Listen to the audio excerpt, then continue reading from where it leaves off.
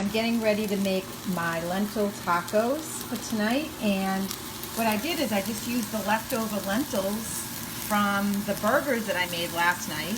I always make more than I need for any recipe because this was great not to have to cook these lentils and save time. And I just, I'm going to pan fry them a little bit, and I'm going to put the coriander and the cumin and all the spices in with that.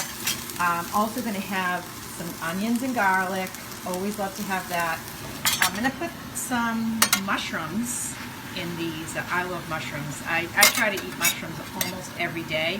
They are amazing for you. So versatile.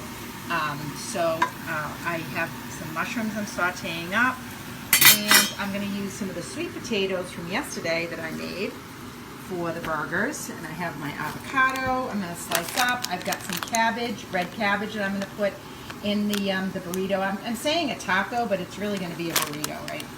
So, and then, you know what? I don't know if you guys use these Brussels sprouts.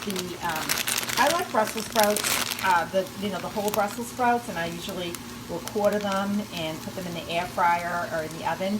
But these are all cut and cleaned, these shaved Brussels sprouts, and they are incredible. All ready to go.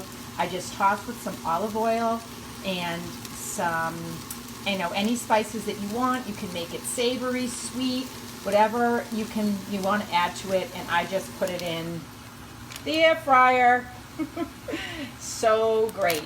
And that's going to go in the burrito too. You're not going to get any of that in a burrito that you get at the restaurant. So this is customizing to what you love, what vegetables that you have on hand. It doesn't matter. Be creative, okay? You can put whatever you like in your burrito. I'll put some olives, some black olives. I love that. And of course some salsa. So I'll show you the finished product later.